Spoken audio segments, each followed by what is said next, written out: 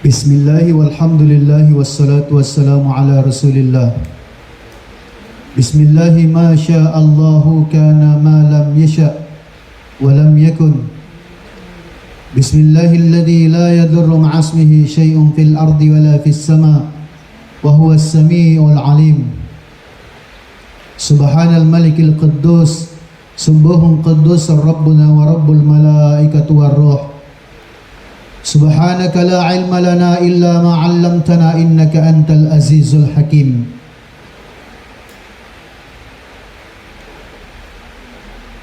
Nash'aduhu sallallahu alaihi wasallam. Ishtahara sallallahu alaihi wasallam baina qaumihi bi jami'il khisali mahmudah.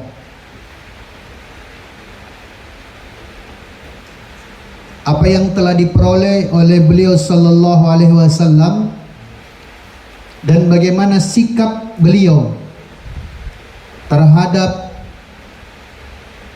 julukan, sanjungan dan berbagai pujian yang sampai kepada Rasulullah sallallahu alaihi wasallam. Sebenarnya fitrahnya manusia gila pujian, suka dipuji, padahal yang berhak dipuji hanyalah Allah. Ketika kita mengucapkan alhamdulillahi rabbil alamin, sebenarnya saat itu kita sedang menafikan diri kita sendiri. Segala puji-pujian dan yang berhak dipuji hanyalah Allah. Dialah Allah yang berhak dan pantas untuk dipuji. Kita manusia gila-gila pujian. Tetapi pada kenyataannya dilihat, beliau sallallahu alaihi wasallam bukan manusia biasa. Rasulullah sallallahu alaihi wasallam bashar wa laysa kal basari. Dia adalah manusia tetapi tidak seperti kebanyakan manusia. Tidak malah menjadikannya bangga dengan sebab sanjungan, pujian dan sebagainya. Dan justru itulah kemuliaan beliau sallallahu alaihi wasallam.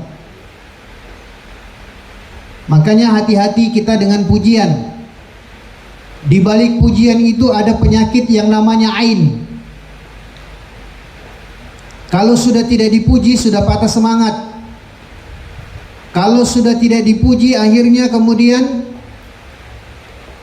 merasa tersisih.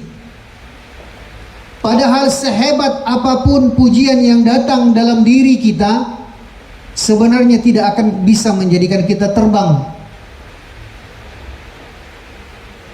Menyadarkan kita bahwasanya pujian itu tidak akan menjadikan kita terbang sehebat apapun pujian. Dan sehebat apapun cacian juga tidak akan menjadikan kita itu lemah, tidak akan menjadikan kita itu jatuh, tersungkur.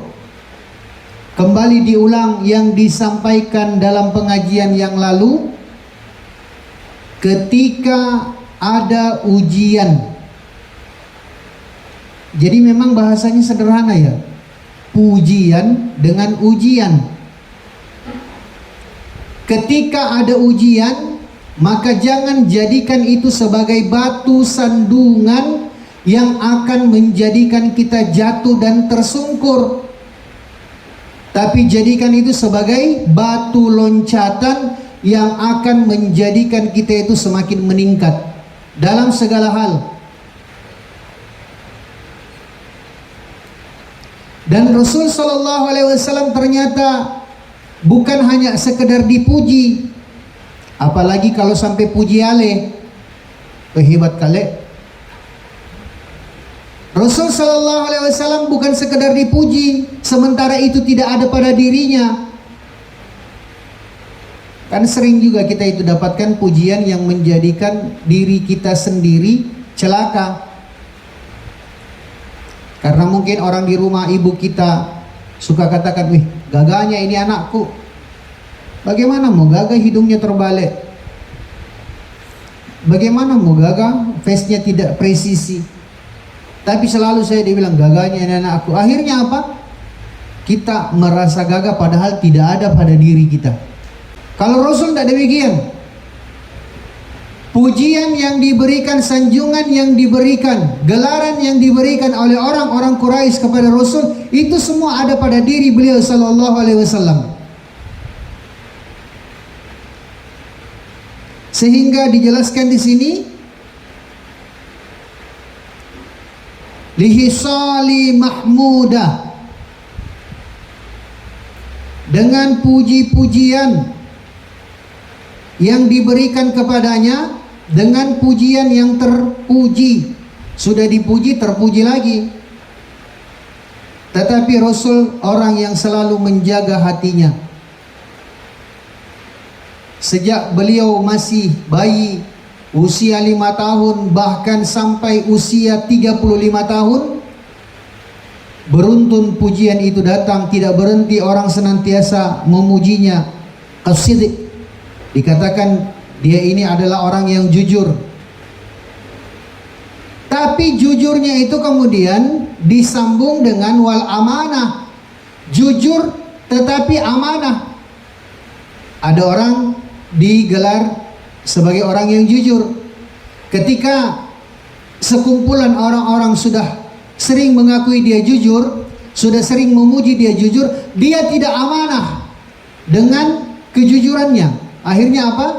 Dia nyolong, dia korupsi, dia ini, itu, dan sebagainya. Tidak jujur dengan, tidak amanah dengan sifat jujur yang disampaikan kepadanya. Jadi ini berkaitan. Jujurnya Rasul itu pun juga dengan amanah. Wal hilm, karakternya orang Quraisy adalah karakter penggembala, adalah karakter pemburu, karakter orang-orang yang berwatak keras. Tetapi telah dijelaskan kepada Nabiullah Isa alaihi salatu wassalam, Al-Quran juga telah menyatakan bahwasanya Allah subhanahu wa ta'ala kelak akan memberikan satu tanggung jawab yang besar kepada orang-orang yang mana mereka ini kelihatan seperti orang kasar dan kelihatan seperti orang bodoh. Ingat, kalau pakai huruf kaf di depannya, ya kal jibal atau ka'anna, seperti seolah-olah, seumpama, itu belum tentu. Seolah-olah kelihatannya dia itu kasar, seolah-olah kelihatannya dia itu bodoh, berarti masih besar kemungkinan dia tidak seperti yang disampaikan, yang disangkakan.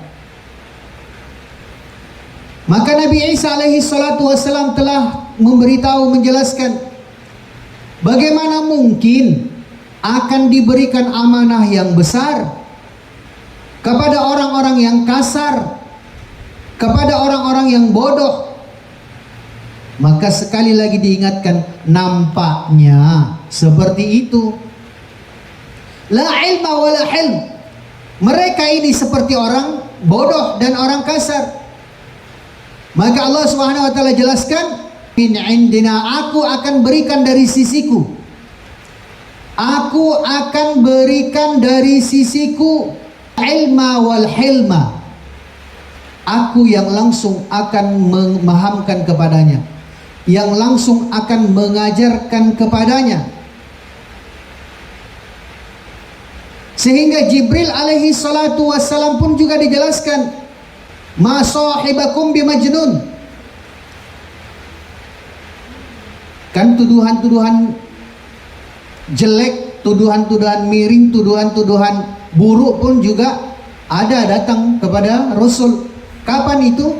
Nanti setelah pujian-pujian itu berakhir. Jadi pujian itu akan berakhir.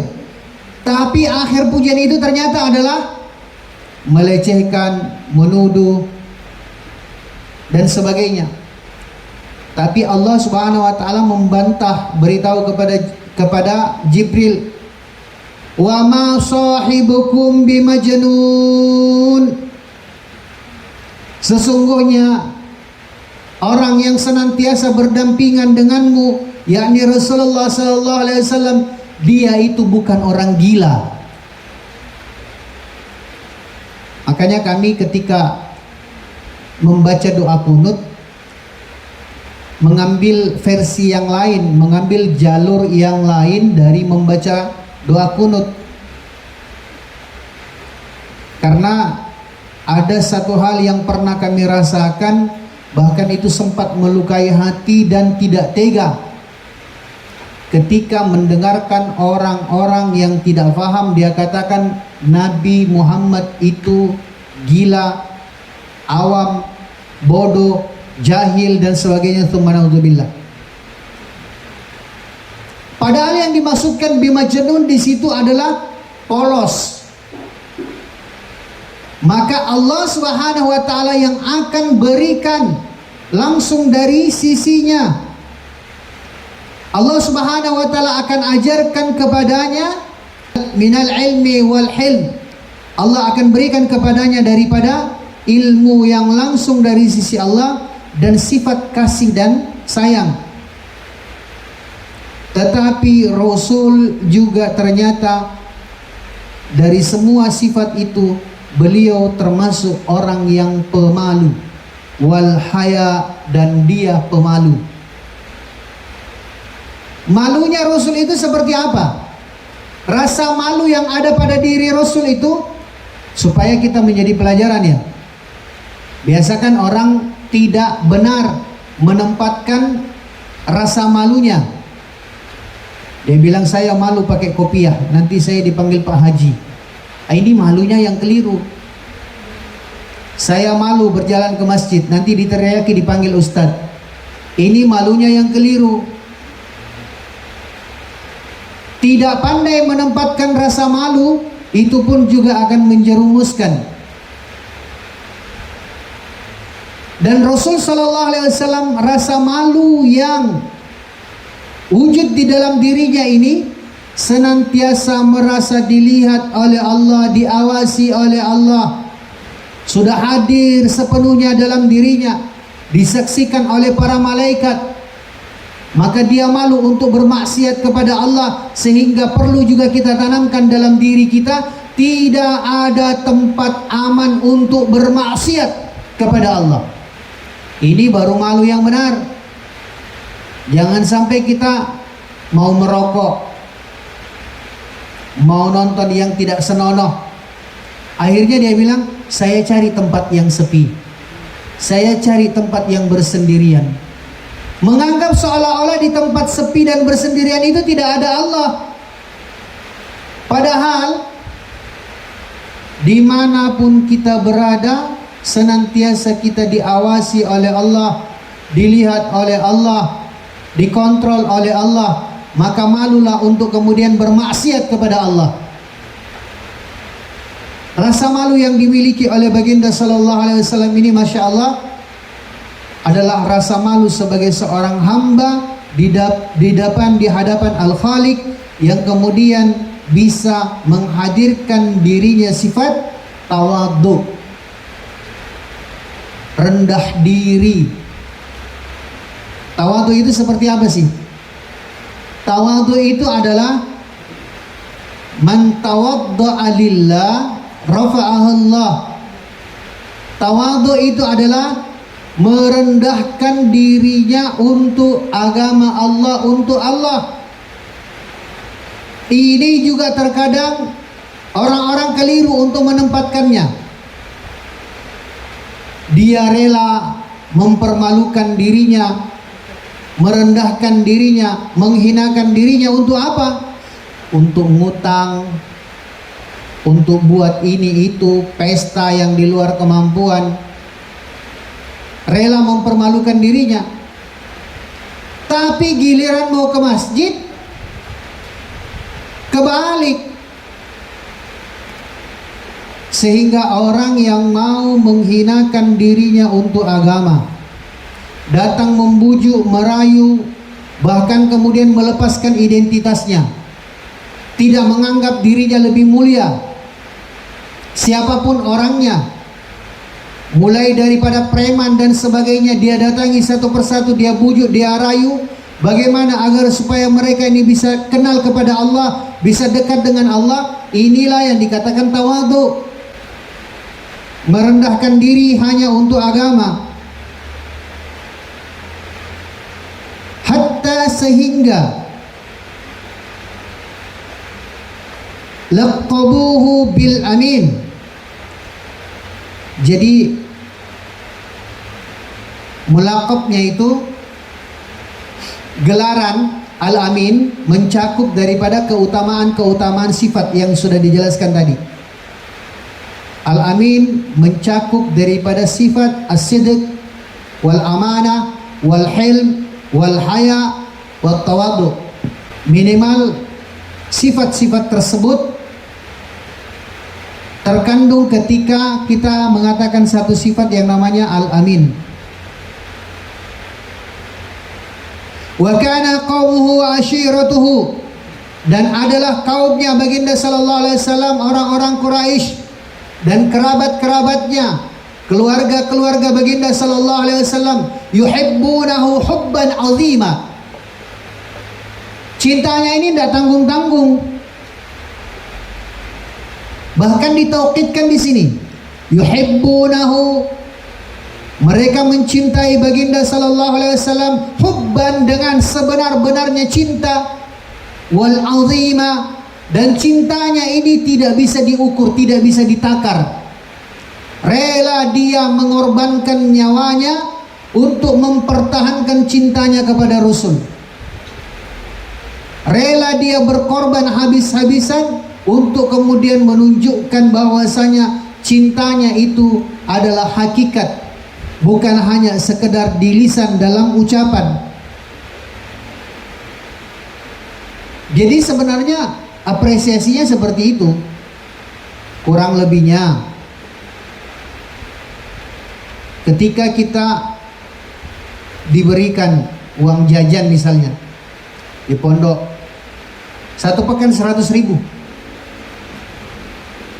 tapi ternyata kita melihat ada cinta di situ, ada perasaan cinta yang dititipkan oleh ibu bapak kita. Dari 100.000 itu, kalau kita benar sebagai pemikul amanah cinta, maka kita tidak akan habiskan itu. Kalau perlu saya hanya belanjakan separuhnya saja, berarti saya nabung 50.000. Selama 4 pekan sedemikian, berarti dalam satu bulan saya tabungannya 200.000. Giliran dapat izin untuk pulang ke rumahnya, tabungannya kemudian diambil, dikumpulkan, diambil, dan dibuatkan, dibelikan oleh-oleh kepada ibunya. Sampai-sampai ibunya sendiri, dia mendapatkan kejutan surprise. Dari mana? Kan seperti itu. Tapi kalau dia tidak punya amanah, dia tidak punya cinta dan amanah cinta di situ, dia bilang ini kan memang untuk saya, sudah saya habiskan saja. Sadarkah kita bahwasanya dari satu lembar 100.000 yang ada dalam genggaman kita, yang kita pegang itu harus tergadai jutaan tetesan keringatnya bapak kita yang kulitnya terbakar matahari di bawah terik matahari. Seharusnya kita sadar seperti itu. Allahu Akbar, Allah, tidak tega saya, tidak tega saya. Apalagi untuk dipakai bermaksiat, digunakan untuk persoalan-persoalan yang tidak senonoh. Dijelaskan bahwasanya kemuliaan yang didapatkan oleh Rasul dari kaumnya ditaukidkan lagi di sini. Wa yahtarimunahu, dan mereka kaumnya memuliakan baginda sallallahu alaihi wasallam ihtiraman zaida, dengan benar-benar kemuliaan yang agung, yang mulia, yang tinggi. sehingga dia rela bahkan memberikan gelaran kemuliaan itu, memuliakan melebihi daripada apa yang dia miliki, melebihi daripada apa yang dia cintai. Tapi apa yang terjadi?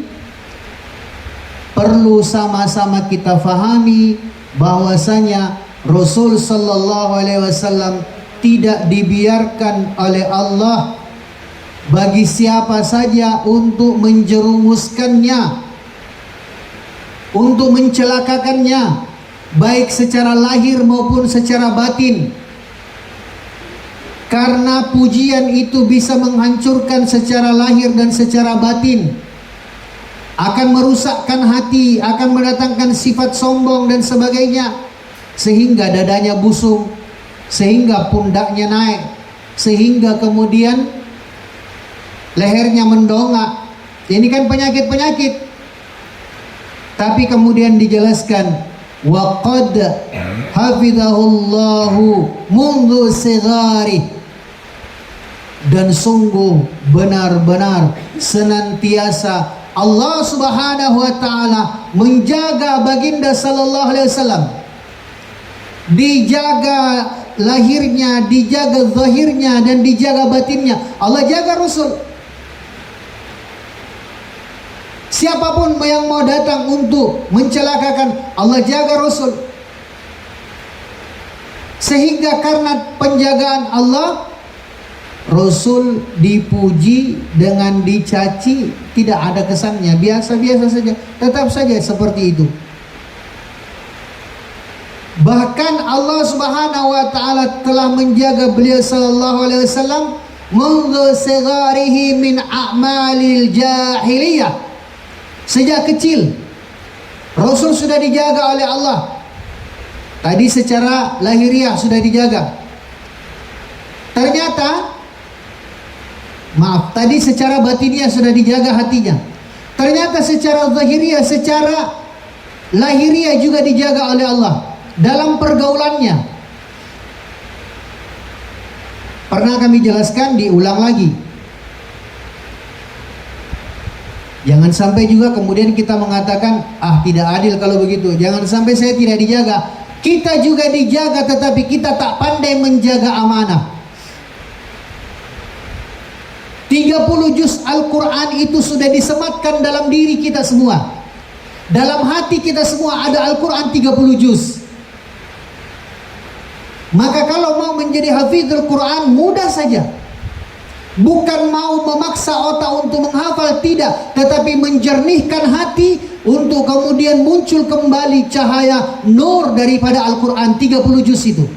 Bersihkan hati saja, maka cahayanya akan kembali keluar. Cahayanya redup, cahayanya tertimbun, tersingkap dia ini tertimbun dengan dosa-dosa sampai tidak nampak itu. Maka amalan istighfar, pertaubatan dan sebagainya, ini adalah amalan yang paling mujarab bagi orang-orang yang mau kembali menghidupkan hatinya, memancarkan nur kalamullah yang ada dalam dirinya, dalam hatinya. Di mana buktinya bahwasanya Al-Quran 30 juz itu ada dalam hati kita? Kalau Rasulullah SAW telah jelaskan, kullu mauludin yuladu alal fitrah. Kita ini semua sudah lahir dalam keadaan suci bersih. Wa fitratul insan wa fitratul Islam, suci dengan fitrah Islamiyah. 30 juz Al-Quran itu ada dalam diri kita, yang sebenarnya membentengi kita. Yang sebenarnya Al-Quran yang ada dalam diri kita itu menjadi protek, memberikan sijal. Coba kita lihat kenakalan pertama yang kita buat. Misalnya kenakalan pertama yang kita buat waktu kita mulai belajar nakal, umur 4 tahun 5 tahun. Dosa pertama, kenakalan pertama misalnya mencuri mangga tetangga. Kita keluar dari rumah, tengok kiri kanan kompleks aman, tidak ada orang sama sekali, aman. Pemilik rumah juga, pemilik mangga juga, rumahnya pun juga kosong. aman. Akhirnya sudah dilihat aman, masih senyap-senyap saja, pelan-pelan, tidak mau kedengaran, padahal memang dalam keadaan tidak ada orang. Akhirnya lolos, berhasil, mulus dia untuk melakukan dosa pertama, yakni mencuri mangga. Apa yang terjadi coba? Ingat-ingat itu masa 4-5 tahun, dosa pertama. Ketika berhasil mencuri mangga tetangga, ketika berhasil mencuri itu, akhirnya kita yang waktu kecil saat itu lari ke belakang pintu keringatan, gemetaran, bibirnya sampai bergetar, dia keringatan, tendre dibilang orang lu. Kenapa bisa tendre? Kenapa dia bisa gemetaran? Al-Quran yang ada di dalam hatinya protes. Salah ki bos, salah ki bos. Dia gemetaran seperti itu, menunjukkan bahwasanya Al-Quran yang ada dalam diri kita memberikan sinyal. Tapi apa yang terjadi? Fa'abawaihi, disinilah letaknya ibu dan bapak kita. Disinilah letaknya saudara-saudara kita. Jangan anggap remeh dosa kecil itu. Apalagi kalau ibu kita keliru, kita tegur dia, jamu konana mangganya ji ommu sendiri, mangga ji lagi. Ini yang bahaya. Kita mau belajar mendidik dia dengan cara Islami. Beritahukan, salah kina. Saya ajak kita sekarang, ayo sama-sama kita pergi ke rumahnya yang punya mangga. Belajar ki bertanggung jawab, gentleman. Belajar ki pertanggungjawabkan perbuatan tak sendiri nak. Jangan kemudian mau ditimpali, jangan kemudian mau dimasuk-masuki anaknya. Jamu kok mangga ji lagi. Ini sudah, ini saya ingat pesan almarhum Kiai Haji Nur Thohir. Beliau pernah kami temani bersafar, masya Allah. Beliau katakan kalau ada orang tua yang seperti itu, maka orang tua ini berhasil. Berhasil apa? Berhasil menanam benih-benih kemusyrikan dalam diri anaknya. Dalam artian berarti gagal. Fa'abawaihi, maka mereka orang tua kita ini akan memegang peranan. Jangan katakan itu dosa kecil. La saghirata ma'al israr. Seseorang ini tidak akan langsung melakukan dosa besar. Tidak ada itu ceritanya orang yang belum pernah melakukan dosa kecil tiba-tiba korupsi miliaran. Tidak ada. Sudah pernah sebelumnya dia melakukan dosa kecil, ditambah kecil, tambah kecil. Tapi apa yang terjadi? Tidak kecil lagi. Rasul beritahu, la saghirata ma'al israr. Tidak lagi dianggap kecil. Dosa sekecil apapun itu bisurur, kalau itu dilakukan secara terus menerus. Istiqomah dalam dosa, tsumma na'udzubillah. Istiqomah dalam menghayal. Hari ini menghayal, besok menghayal ini apa, akhirnya sudah jadi dosa yang lebih besar lagi. Tidaklah seseorang akan melakukan perbuatan maksiat, tidaklah dia akan berzina, bahkan kemudian menganiaya dirinya sendiri, kalau dia tidak mengawali dengan dosa kecil. Hari ini menghayal, besok lagi menghayal, lusa menghayal. Apa yang terjadi? Sudah tidak lagi dikatakan dosa kecil, dan dia akan terjebak dalam dosa yang lebih besar lagi. Maka kalau tadi orang tua kita beritahu, nak saya bawa kita pergi kepada pemilik mangga, minta halalnya, bawa dengan mangganya sekalian perhadapkan, beritahu, tabi ini si kecil ambil mangga tak. Kalau yang punya bilang, alhamdulillah saya halalkan. Akhirnya dia bilang, anu bisa banji pelek ku minta baik-baik, dapatkan halalkan begitu. Sebenarnya apa sih? Hidup ini sederhananya seperti apa? Hidup ini sebenarnya sederhananya hanya membutuhkan kesabaran saja. Kenapa kemudian terjadi penyelewengan? Kenapa kemudian terjadi kemaksiatan? Karena orangnya tidak sabar. Sudah ditetapkan nanti di bulan Januari dia akan bertemu dengan jodohnya pada tanggal sekian dan sekian. Apa yang terjadi? Dia tidak sabar. Akhirnya apa? Dia berzina. Padahal kalau dia sabar, dia akan mendapatkan, menemukan lebih daripada apa yang telah dia kejar. Ini seperti kisah seorang santri. Santri yang selalu menjaga hubungan hatinya dengan Allah. Saking dia menjaga hubungan hatinya dengan Allah, dia tidak pernah nelpon ke rumah. Kalau dapat kiriman, alhamdulillah. Kalau tidak dapat kiriman, berarti saya diberi kesempatan untuk doa lagi dan lagi.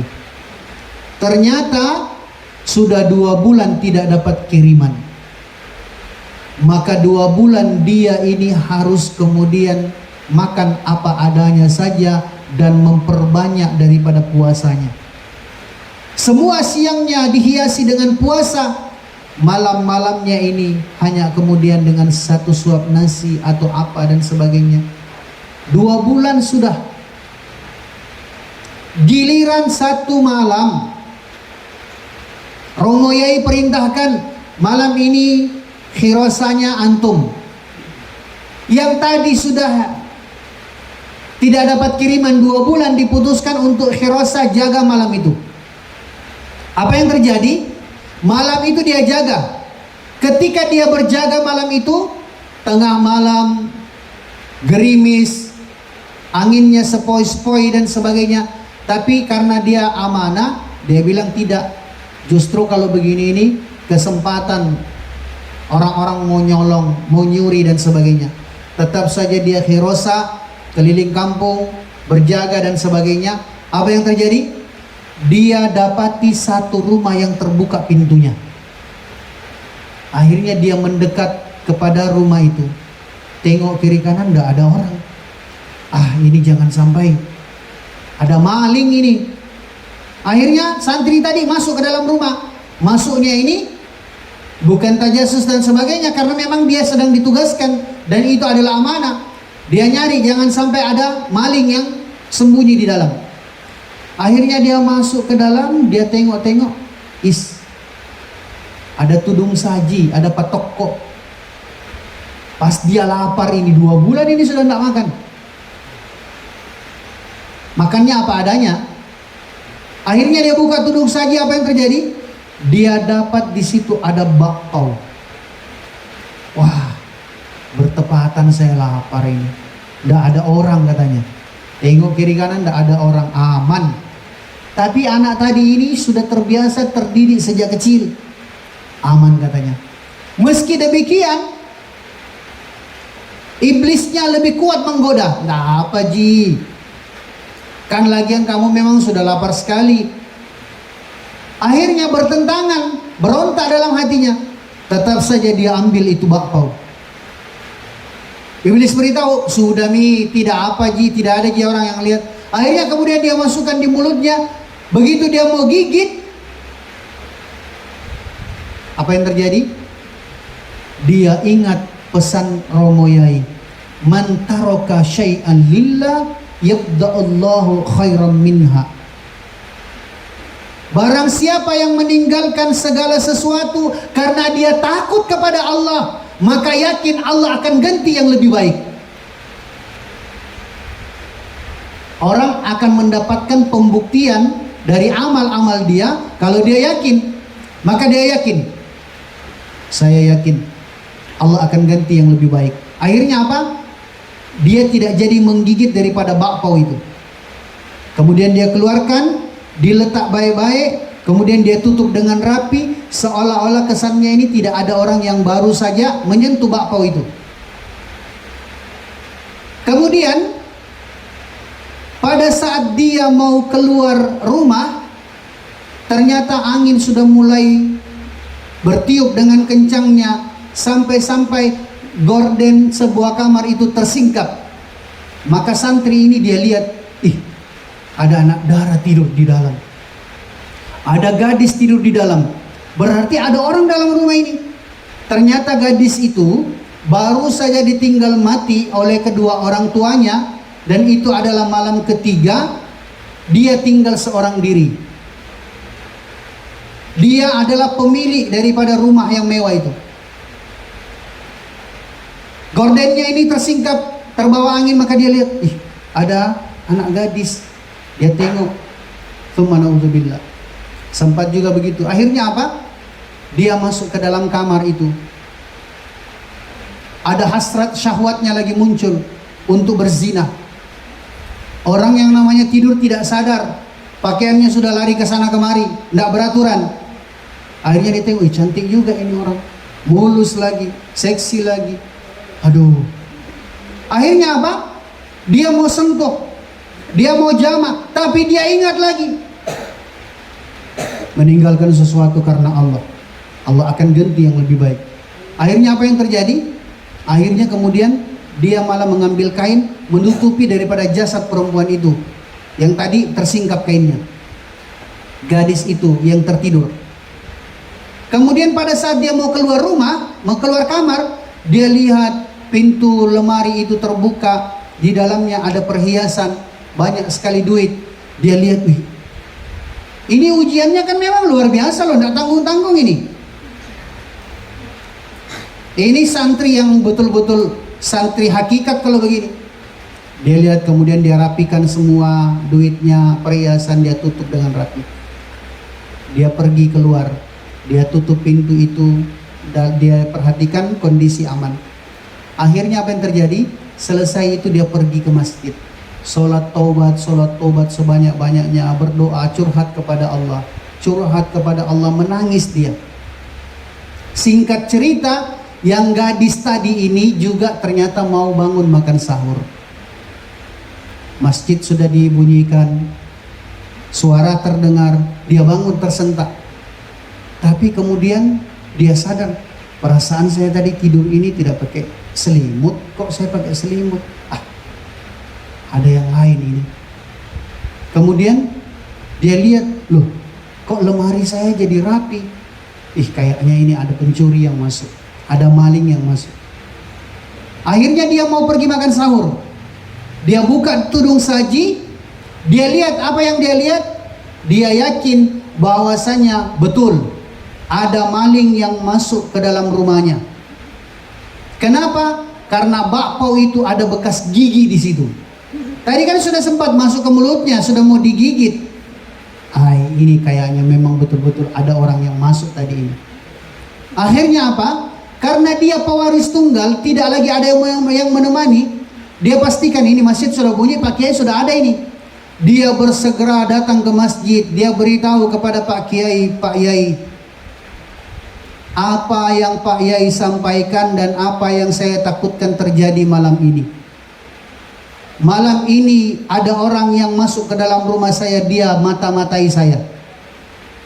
Jangan sampai malam ini hanya dia jadikan sebagai waktu untuk memata-matai saya, supaya besok kemudian dia bisa melakukan aksinya.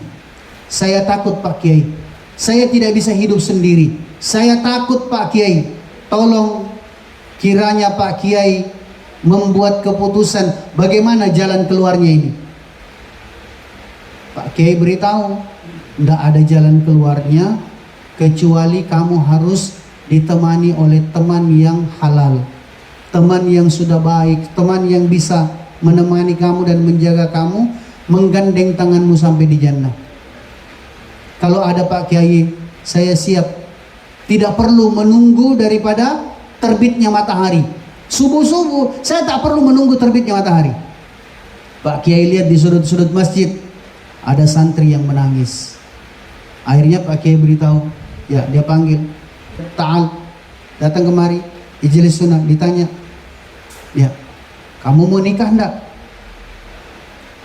Santri di depan Kiai cuma bisa menunduk saja. Pak Kiai bilang, saya tanya kamu, tolong dijawab, kamu mau nikah enggak? Santri bilang, Pak Kiai bagaimana mau nikah? Makan saja saya ini sudah 2 bulan ini tidak beraturan makannya. Saya tidak punya apa-apa Pak Kiai. Apa yang kamu punya sekarang? Saya tidak punya apa-apa. Tapi kamu mau nikah kan? Mau Pak Kiai. Betul? Ya mau Pak Kiai. Lantas apa yang bisa kamu jadikan mahar? Tidak punya mahar saya Pak Kiai. Apa yang terjadi? Perempuan itu ditanya, kamu minta mahar apa? Makanya mahar ini yang paling bagus kalau mau dibahasakan mahar itu apa? Saya minta mahar yang tidak memberatkan abang dan tidak melecehkan saya.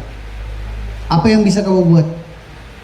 Paling saya cuma bisa buat cincin dari kayu. Berapa lama? Insya Allah 1 jam.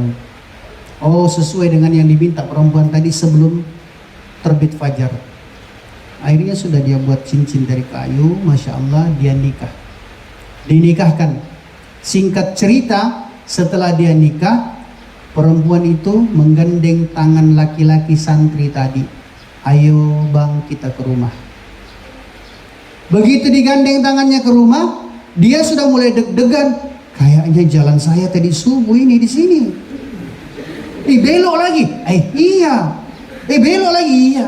Sampai kepada rumah itu dikatakan, ini rumah yang tadi subuh saya masuki. Maka Masya Allah, perempuan itu bilang, inilah rumah abang yang kita mau tempati bersama untuk kemudian kita bisa saling menjaga. Masya Allah, man taraka syai'an lillah yabda'allahu khairan. Allah gantikan yang lebih baik. Akhirnya apa? Perempuan itu masuk. Dia katakan, tadi sebenarnya saya mau puasa karena ini adalah hari pertama pernikahan kita, maka saya tidak puasa. Kalau abang izinkan saya puasa, saya puasa. Tapi kalau abang tidak memperkenankan saya puasa, saya batalkan puasa saya. Maka dia katakan, sudah, abang boleh sarapan duluan. Ini perempuan dia lupa tentang bakpao tadi. Akhirnya dia bawa, silakan abang duduk. Dibuka tudung saji, silakan abang dinikmati.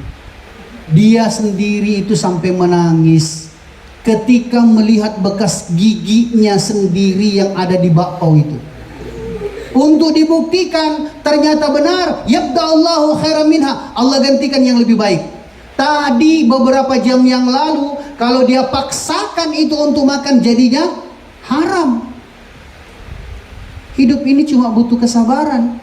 Tadi beberapa jam yang lalu kalau dia tidak bisa menahan dirinya, berzina dia. Bisa nyolong dia, bisa maling dia, emas, duit dan sebagainya. Tapi karena dia menahan dirinya dan dia yakin barang siapa yang meninggalkan sesuatu karena takut kepada Allah, Allah gantikan yang lebih baik.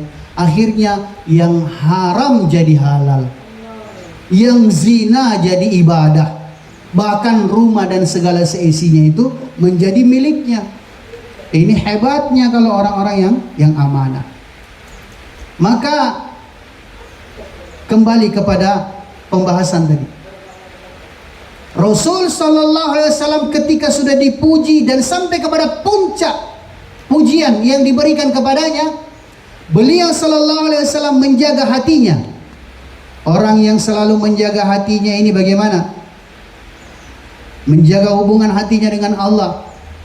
Kalau kita dipuji, maka kita kembali memuji Allah. Maka seperti kalau orang bawakan acara, bawakan sebagai MC, dia jelaskan begini, kami persilakan kepada yang mulia Al-Mukarram sebut nama untuk membawakan tausiah. Jangan kemudian Al-Mukarram ini kita malah menunduk, kemudian kita memuji Allah. Akramakumullah, Allah lebih pantas untuk dipuji. Dialah Allah yang maha mulia. Maka Rasul sallallahu alaihi wasallam untuk kemudian menjaga hatinya dijelaskan, hinama qarabal arba'ina min umrihi ahabbal ibtiad ahabbal Rasulullah sallallahu alaihi wasallam libti'ada anin nas wal ibadah. Kemarin kan sudah dijelaskan usia 5 tahun, 15 tahun, 25 tahun, 35 tahun. Ternyata itu selalu meningkat, menanjak pujian itu. Tapi Rasul, makanya ini menjadi pelajaran bagi kita.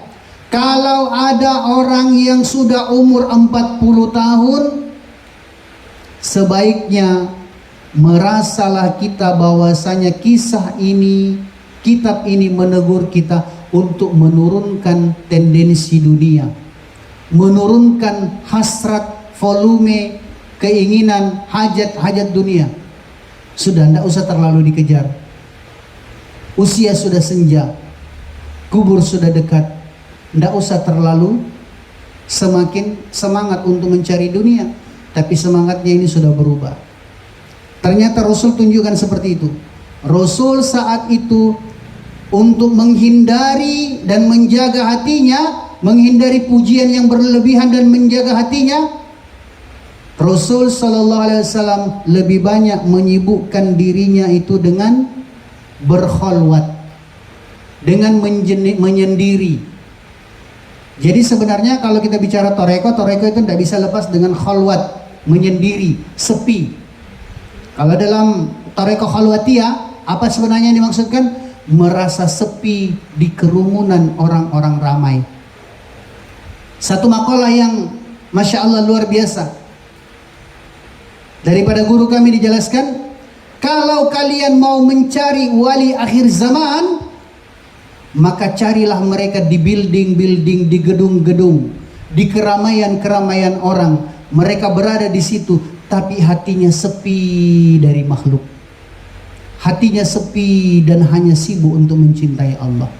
Hakikat daripada menyendiri, menyepi, khalwat ini adalah hatinya sepi. Seperti mana kisahnya Hasan dan Hussein ketika dia menangis melihat temannya main-main. Lebih-lebih sekarang ini lagi santer katok-katok. Akhirnya coba kalau kita lihat katok-katok, apa yang terbayang?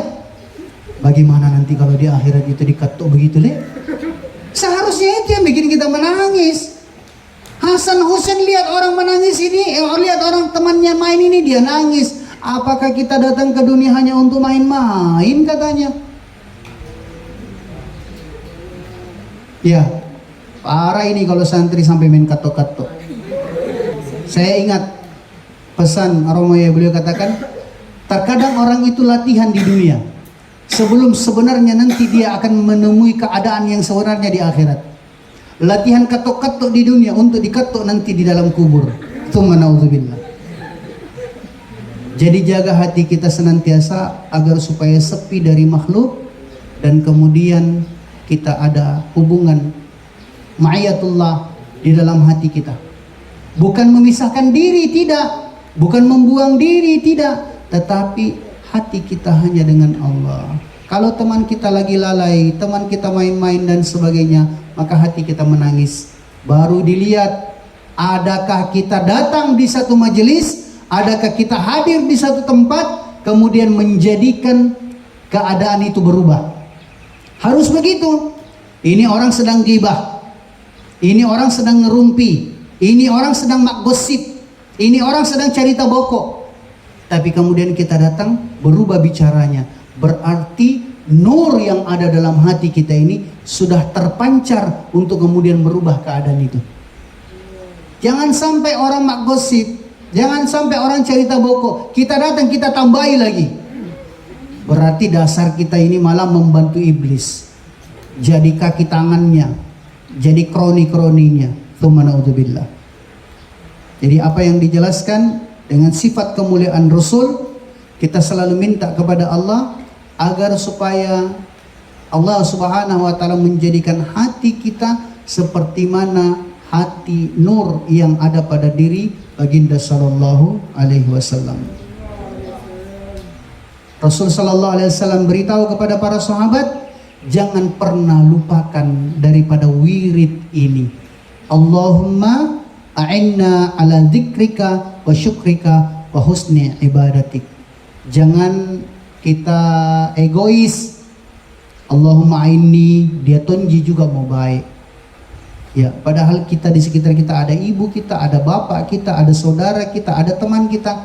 Allahumma a'inna ala dzikrika wa syukrika wa husni ibadatik. Ya Allah, jadikanlah kami senantiasa ala dzikrik, orang yang senantiasa mengingatmu ya Allah, sehingga tidak ada celah bagi kami untuk lalai, gofla, lupa darimu, dan senantiasa merasa diawasi olehmu ya Allah. Ini dikatakan orang yang ingat. Wa syukrik, dan jadikan kami orang yang mensyukuri atas nikmat mengingat itu. Dia ingat, oh ini saya waktunya deres, oh ini saya waktunya tahajud, oh ini saya waktunya ini. Kita syukuri itu. Cara mensyukurinya adalah kita tunaikan haknya. Wa husni ibadatik, dan perbaikilah senantiasa daripada ibadahku, sehingga semakin hari dia semakin baik, semakin hari dia ini hatinya melihat kehidupan ini, sehingga kemudian dia lebih mudah untuk menyadari bahwasanya siapapun kita sedang persiapkan diri kita ini untuk mendapatkan satu predikat yang terbaik, yakni ayyatuhan nafsul mutmainnah irji'i ila rabbiki radiyatan mardiyah. Allah ridho kepadanya dan dia pun juga ridho kepada Allah. Wallahu a'lam bishawab. Subhanakallahumma wa bihamdik nashhadu an la ilaha illa anta nastaghfiruka wa natubu ilaik. Subhana rabbika rabbil izzati amma yasifun wa salamun alal mursalin walhamdulillahi rabbil alamin. Wassalamu alaikum warahmatullahi wabarakatuh.